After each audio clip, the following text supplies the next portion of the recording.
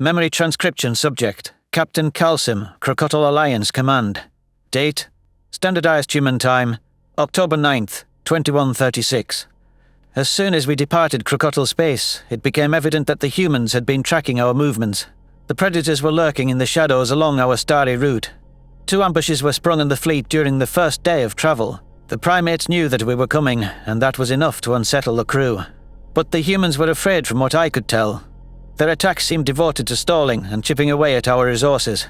Larger Terran ships had FTL disruptors on their hulls, which could be deployed as soon as we came within range. They would dart in for a missile run while we were dazed, then vanish just as quickly. Why do they flee after a single strike? These techniques seem too cowardly to be born of predators. Nonetheless, I adjusted personnel rotations so that our vessel was combat ready at all times. I allowed myself only a short nap after the second ambush, just to refresh my wits.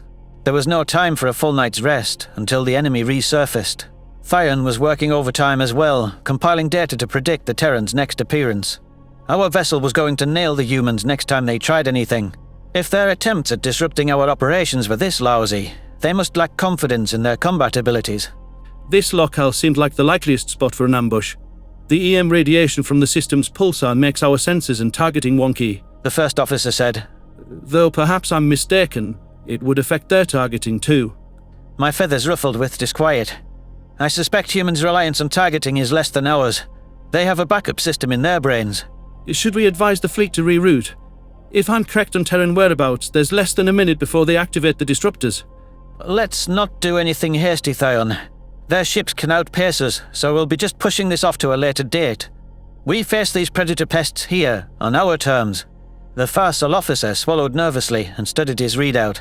I couldn't blame the big-eared guy for feeling discomfort about engaging the humans blind. Our instinctual fear wasn't conducive to off-the-cuff maneuvers and precise calculations under stress. Crocodile could muster aggression, sure, but that desperation wasn't controlled. But Jala wasn't bogged down by chemicals. If I placed her behind the weapons station, she could recalibrate our artillery on a dime. We didn't have to worry about fear-addling her senses. There was a reason I twisted the brass's wing not to lock her up in an asylum like they wanted to. It was in our best interest to use people like her against the predators. I cleared my throat. Jala, assume control of weapons. Switch to manual override and hit the first ship you see with whatever you like. The female crocodile shoved a younger officer out of her way and pecked the buttons with giddiness. She didn't need to be told twice. It was rare to see anyone else so thrilled to carry out orders, especially when those involved being flung into combat. My second-in-command wouldn't miss the clues if they were shoved in his face. Captain, answer me honestly, Thion whispered. Does Jala have predator disease? I lowered my voice. That terminology is ignorant. Predators do feel fear. Jala is an asset that I have under control. She knows I'm the only thing stopping her from being thrown in a deep, dark hole.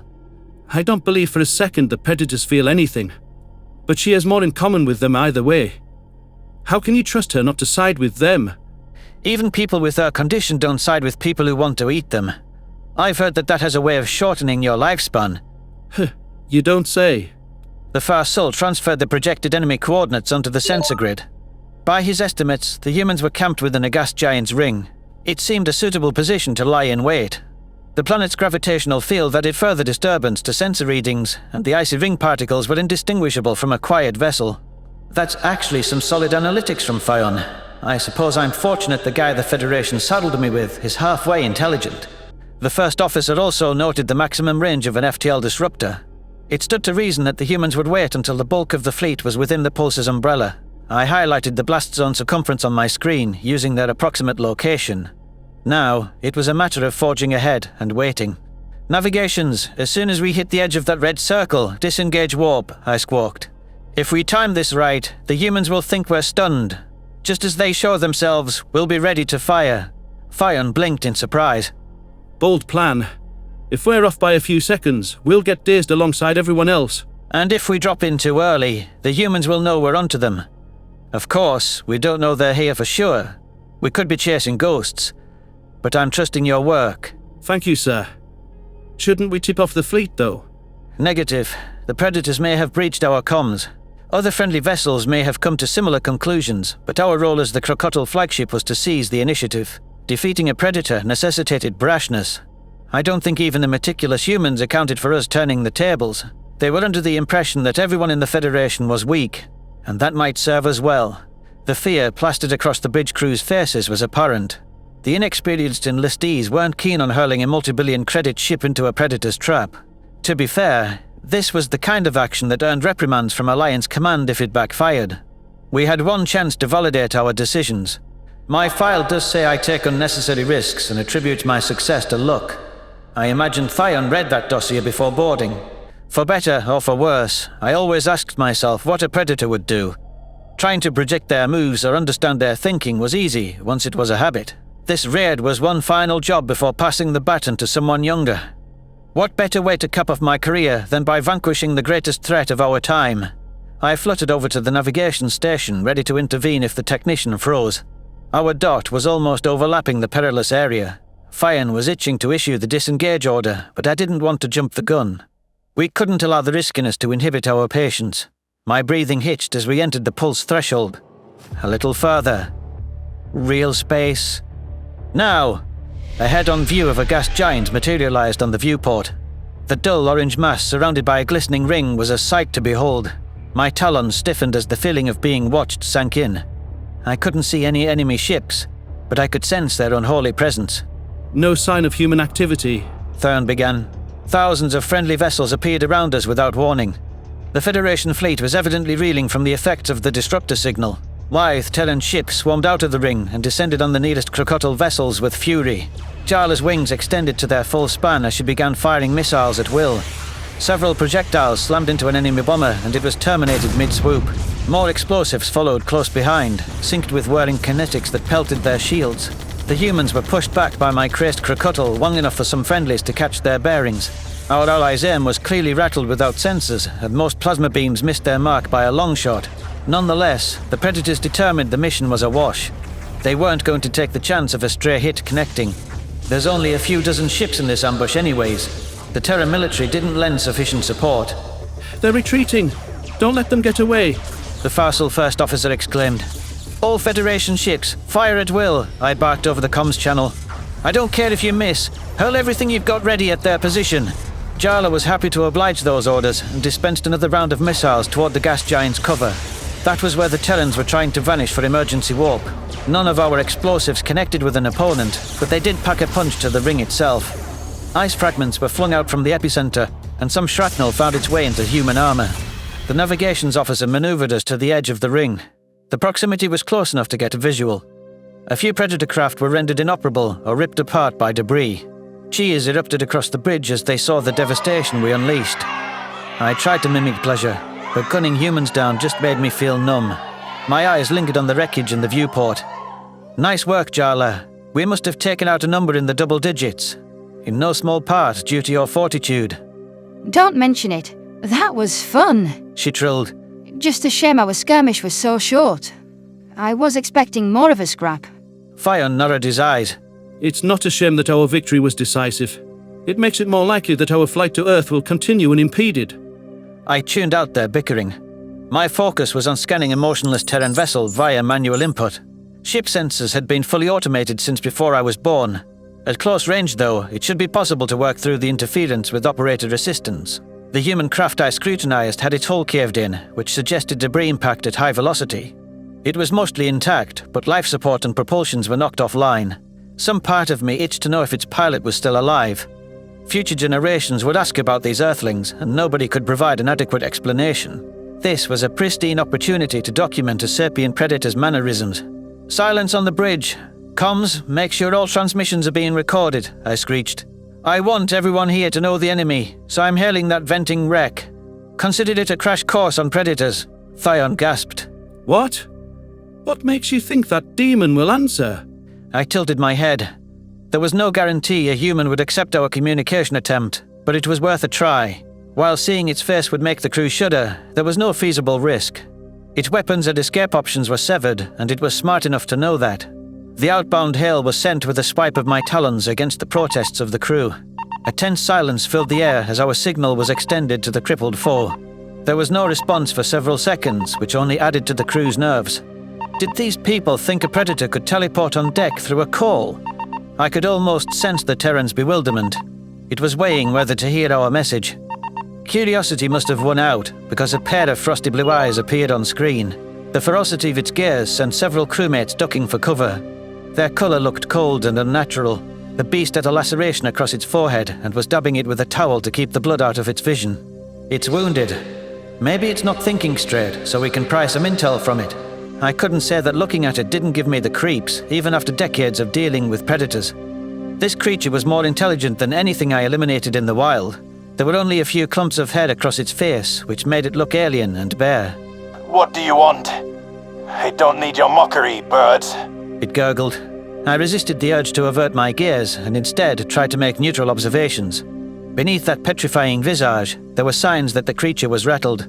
The slightest furrow of its brow suggested fear, and the way its jaw tightened indicated pain. It realized its death was imminent. That knowledge overshadowed its last moments. I raised a wing in an uncommittal gesture. Nobody is mocking you. I just want to talk. You've got to be shitting me! It leaned closer to the camera, close enough to make out the veins in its eyes. What makes you think I want to talk to you? Enlighten me. A hunch? I figured a pack predator wouldn't want to die alone. If I'm wrong on that, you can end this transmission now. Thien was staring at me like I'd grown a third wing, while Jala was observing the exchange with amusement. I had my reasons for fielding this call in the public eye. The crew needed to see affirmation of my theories after the skeptical reception I observed. It would be a critical lapse in understanding to presume they shared the Axis solitary behavioral patterns. The human bared its teeth and shook its head in disbelief. It placed its chin on its hands, then refocused those horrific eyes on the camera. Frost spiraled from its plump lips, which suggested the cabin temperature was frigid. With only a stringy flaxen mane, I didn't imagine it would last without environmental regulation for long. You never answered my question. The beast sighed. What is it you want? I want to rescue you from that icebox. Surrender yourself to our custody peacefully, and I'll see that you survive. You can ensure that your culture is remembered. Thanks, but no thanks. How fucking stupid do you think I am? Death is better than what you lot do to human prisoners. You have my word that I'll hold you in fair conditions. You don't want to die. I can see your fear. The predator blinked slowly and hugged its arms together to conserve warmth. It wasn't ready to give up key information now, but if I managed its needs, it might start spilling intelligence. Self-preservation was a driving force in every sapient being. The human detached a small cutout from its dashboard and turned it toward the camera. The image was of 3 snarling young predators with the pilot crouched beside them. Another adult primate had an arm around the offspring and was flashing pearly white fangs. They looked vicious, but happy. That's my family. I am afraid, but not of my death. It growled. I'm afraid that you're going to kill everyone I love. The only thing that will please you is my whole species purged from existence. And I don't know if even that will quench your hatred. Please, stop this. The transmission cut out abruptly, and I pushed down the lump of pity in my throat. There was the confirmation that humans cared for each other. I hoped that inspired a bit more sympathy from my comrades. The Crocodile government shouldn't hide humanity's redeeming attributes. It was enough to establish them as a major valid threat. The truth matters, I thought to myself. We're not going to strip that away on my ship to make ourselves feel better. The Predator only has a few hours before its atmosphere is used up. Orders, sir? Jala asked in an emotionless voice. I lowered my gaze. Terminate it. A quick death, Jala. The human refused my offer, and we can't leave it to be rescued by its brethren. The female crocodile rolled her eyes, but deployed a missile into the drive column. I watched as the wreckage went up in flame. It was merciful to grant the beast a swift end, rather than condemning it to suffocate in that freezing tomb. Still, its death didn't bring out any positive emotions. Some of the crew seemed moved by its elimination as well, which meant my strategy was a success. Thien's nostrils flared with exasperation. What were you thinking, Captain? What would you have done if it accepted your offer? I would have stuck it in the brig like I said, I answered. And no, Zan wouldn't have got within 100 paces of it. We could contain a single wounded predator. And it was useful. Useful? What did you gain from that little chat? Watch your tone, XO. This is my ship. Now, you all know the enemy as I do. You can come to terms with the real reasons for this mission. The facile first officer gritted his teeth. Thien was disturbed by my generous view of predators, but he knew protesting on the bridge was out of line. Perhaps he needed to believe falsehoods to maintain his conviction. All doubt needed to be sorted out before we reached Earth. Assuming the Terran ambushes were resolved, the fleet's next engagement would pummel everything humanity had into oblivion. When we reached our destination, I hoped my crew would be ready to do what was necessary.